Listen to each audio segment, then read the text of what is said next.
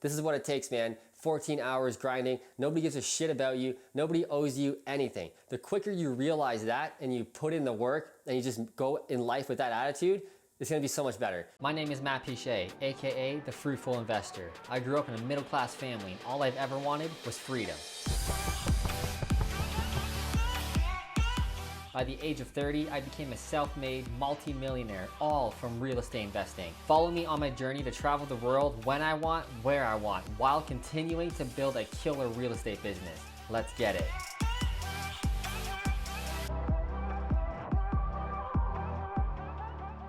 What's up, fruitful investors? In this video, I'll be talking about the 7 things that stop you from investing in real estate. So many people understand the benefits of real estate, how it can affect their lives in such a positive way, but so many people aren't acting. And it might be even some of you watching this video. So I wanna bust some of the 7 most popular reasons why people aren't getting into real estate and they're getting held back. Number 1, most important, or one of the most important, they're all important. Education. You need to learn the hows of real estate. So I don't want you to spend too much time on this because a lot of people spend too much time over here in education mode, learning, going to seminars, buying books, etc. And they're not actually taking action in buying real estate. You want to actually buy real estate if you want to be a real estate investor. But you need to be educated on the how. How does it work? How does compound growth work? How does money work in general? Why does real estate investing work? For example, do you know what a cap rate is? Okay, so if you can't answer a simple question like what is a cap rate, what does IRR mean, what's cash flow, how to calculate for cash flow, if you can't answer these very, very basic questions, you need to go back to the drawing board and really get this. So many people, including clients of mine, even partners who want to come on board, who express interest in real estate, they don't even understand the basic things like cash flow, cap rate, etc., why compound growth is so important, how appreciation works, how mortgage pay down works, etc. And that's what's really stopping them from even trying to take action because they feel stupid, they feel like they're not smart enough. And guys, this is so easy. This is like grade 9 stuff, honestly, okay? Like, I barely passed high school, honestly, like barely by the skin of my teeth. So if I can do it, man, you can definitely do it. But you need to be educated in at least how it works. Once you know how it works, then I want you to link up with somebody who's an expert in the area, or at least somebody you can kind of partner with, which leads to number 2, becoming an expert. So what I mean by that specifically, you guys hear me say this all the time, is specialize. So what I mean by that, let's break it down even more. One type of real estate, I'll put RE here, and in one area specifically. So I'll go back to the story. I always kind of tell the story really quick to give it some context. When I started out investing in real estate, I only did single family properties in my local area, which is Kitchener-Waterloo, Ontario, Canada. That's it. It has a 500,000 population, a pretty decent sized city, and I only focus on single family properties in that city. People 20 minutes away from this city would say, Matt, I got a deal over here. How about you come over here and check this out? What did I say? No. Somebody from over here an hour away said, there's a deal over here in London, Ontario. No, I only invest in Kitchener-Waterloo. That's it. Why? I want to be an expert. I know this area like the back of my hand. When somebody says there's a deal on Parkview Crescent in Cambridge, I know immediately how much I'm gonna pay for it, how much it's worth when I've done the renovation, how much the renovations are likely gonna cost, if it's a townhome, semi-detached, or a detached home, etc. You guys need to be able to be this level of specialist if you really want to succeed in real estate and not go broke and not get held back. This is the level that you need to be at if you really want to become a sophisticated investor. Now, if you don't want to go this far, this in depth, which is what it really requires, but you still want to invest in real estate, you can always partner with someone like me. So I take on newbie investors who don't want to go through all the hassles of learning all this stuff and putting all the time into it and getting a contracting team and mortgage financing, etc., etc.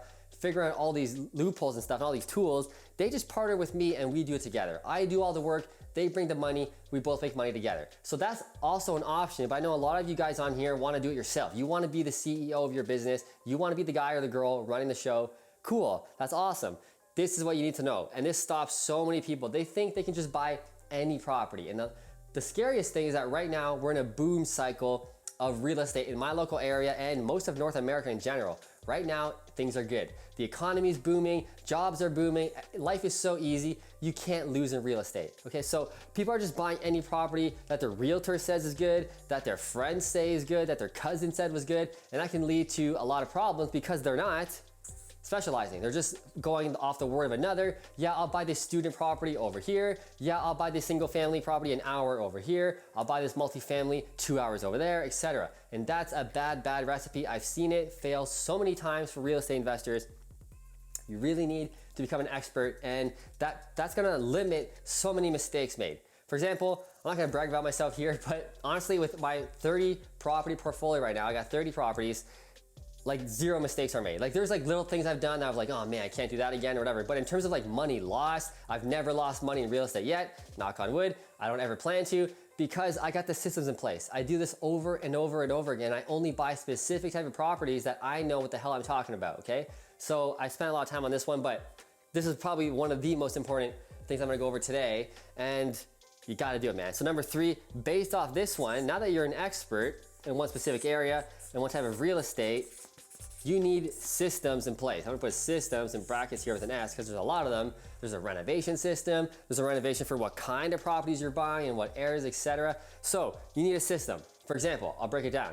When I'm looking at single family properties in my area, right, I only buy semi-detached properties. Why? The price is good, the rent is really good, the rent falls into a really sweet spot where people can't really afford to buy a home, but it's still a good rent that the tenants don't want to live in a crappy, crappy ass house. They want to live in a nice house. So it's that really sweet spot that tenants stay for a while. It's just out of reach for them to save more money so they can buy their own and leave me.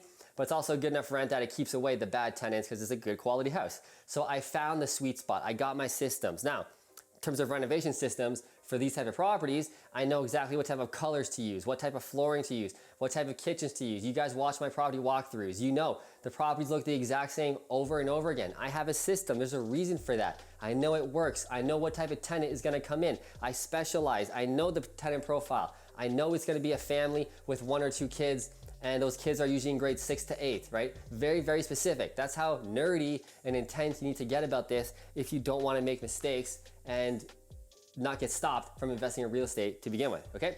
Moving on, I'm gonna go a little quick here because I wanna get this stuff out to you. Number 4, no money.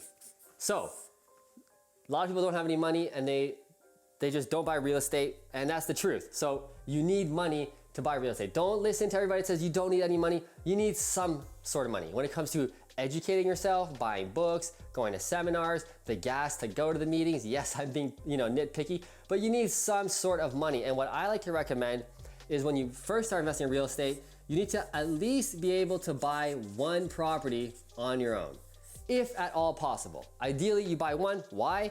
It shows that you know what you're doing. You can then market based off of the success of that 1 property, because here's the truth. If you want to get joint venture money and get money attracted to you, it's going to be a heck of a lot easier if you've already done it before and you can show that you're an expert. So when I started off, I bought my first 2 properties with my money in my own name. It's all I had. After I bought those 2 properties, I was done. No more money. The bank said, go to hell. You're not getting any more money. No matter how well I was doing, no matter how well these properties were cash flowing, it's just the way it is in Canada and also in the US from what I understand. It's very similar.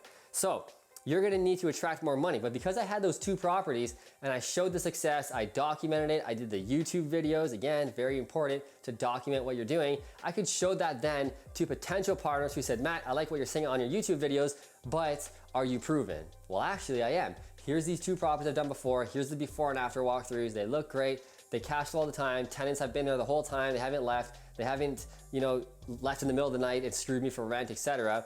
So then it was easier. Then I got 1 partner to trust me.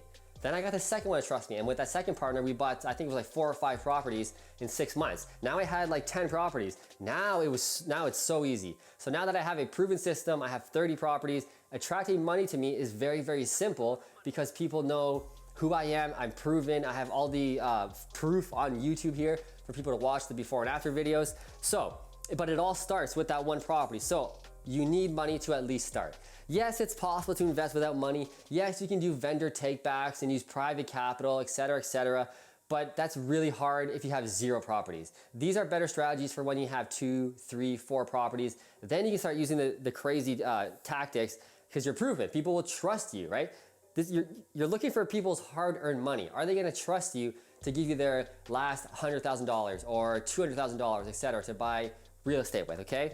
So Yes, it's possible to buy with no money, but ideally, at least try buy one in your name. Save, save, save, do what you gotta do, make more money, buy that one property, and then your life's gonna be getting easier. And then the snowball just continues and you'll be attracting money like a money magnet, especially if you're using the Fruitful Investors Unlimited Cash course. Little plug, get that course down below. Okay, number 5, we got no money. That's a myth, kind of. 5th reason that stops people from buying real estate: bad credit.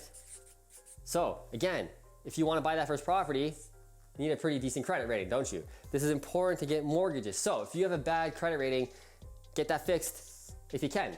Research how to do that. There's a ton of videos on here. For example, get credit cards, buy your stuff, whatever you buy, gas, food, etc., and pay that credit card off every 2 weeks. Every 2 weeks, clear that card. If you can't make that much money, if you don't have that right now, figure things out, try, do some wholesaling, do some flipping houses, do what you gotta do to get some money coming, okay? So bad credit will stop people, obviously, from buying real estate. That was a basic one, but a very important one. Gotta get that fixed. Number 6, we're almost at the end here, guys. The 6th reason that will stop you from investing in real estate is kind of a different one: being shy. So you need to project what you're doing out there. Like I said, social media marketing, it's my thing, doing YouTube videos. This is how I get my message out. If you guys don't know or can't tell, I'm a bit of an introvert. So being shy is, and mostly was, my thing. I was too shy to go to networking meetings. I still don't really like going to networking meetings. Too many people, I freak out. No, kidding. I just don't like it. I'd rather be at home chilling with my wife and dog. That's what I'd rather do, okay? And make these videos. This is how I get my message out. But if you're totally shy and you don't even do these videos, don't do social media, and you don't go to meetings, how are you ever gonna grow your business? How are you gonna get your message out? How are you gonna partner with people? As Grant Cardone says, if they don't know you, they can't flow you. So you need to be known in some sort of aspect. So when I started off, I was super shy. I ultra hated going to networking events. I just didn't like it at all. So I started making these videos. Doing these videos was the best thing I ever did. If you go back and look at my first video ever made on YouTube, terrible. Like the most weirdest young kid introvert ever. I was terrible on camera. I hated talking. But the more I did these videos, the more I practiced my public speaking, and the more now I do, believe it or not, a lot of seminars and speaking engagements in front of 400, 500, 600 people plus. It doesn't even bother me anymore, really, because I'm so used to it. So I'm an introvert now with extroverted tendencies. So it's a very cool thing, but when I go home, I crash. I'll be honest. When I'm at a networking event and all the people and all the overload, all the stimulus, I go home, I'm crashed, man. I can't take it. But I do what I gotta do. I meet people, I go out, I do the speaking engagements, I do the videos, but this honestly will stop you from growing any business. Real estate specifically, you need to speak to people. This is a people business. You're buying houses from people, you're dealing with realtors, mortgage brokers, accountants, lawyers, you're dealing with people all day long. So if you're shy, you really gotta work on this, but it's possible. I was super awkward, super introverted when I was like 20, 21, 22 when I started. Here I am speaking on stages, doing videos. It can get better, but it is very important. Last but not least, kind of going on the same personal route here. Man, I'm spelling this all wrong. Entitled. I hope I spelled that right. Being entitled, an entitled attitude. Thinking that people owe you something, that you deserve to invest in real estate, that you deserve to get a mortgage, that you deserve to get joint venture partners, etc. This is a killer for you to grow your business and invest in real estate. Get rid of this. This is mostly a millennial thing. I can say that because I am a millennial, so I'm in that age group. I see it all the time in younger people. They feel like they're owed, that they shouldn't have to grind 14 to 16 hours a day. That's what I'm doing, man. You think I'm just living a life right now? Sometimes we're chilling. We're going to Bali, we're going to Hawaii. That's all cool, but trust me, on the days that I'm here in Canada, I'm still working 12 to 14 hours. That's a normal day. If you want to grow your business to something cool and awesome to give you the freedom later in life, this is what it takes, man. 14 hours grinding. Nobody gives a shit about you. Nobody owes you anything. The quicker you realize that and you put in the work and you just go in life with that attitude, it's gonna be so much better. You're gonna grow your business much faster. You'll be less pessimistic when people screw you over, because they will. Why? They don't owe you shit. They don't care about you. It's all about you and yourself. Care about yourself, grow your business, and then take care of people later. That's my motto. I don't know if it's right. I don't know if it's gonna offend people. I don't know. That's what I'm all about. I'm just focusing on me right now. I grow my business. I take care of my family. But when I do grow this thing to provide me a really great passive lifestyle, trust me, I will be giving back huge to people, and I feel I already am. I'm doing all these videos. I don't talk about myself, but that's honestly the truth. Don't be entitled when you're trying to grow a business, especially when you're young, because everybody thinks that's how us millennials act, so don't fall into that stereotype. All right, guys, that's the 7 things that are probably gonna hold you back from investing in real estate. I hope you learned something. If you did, if you liked this video, smash that like button right below. It goes a long way to helping these videos get more views so I can help more people like you invest in real estate and live the life that you want. I'll see you in the next video.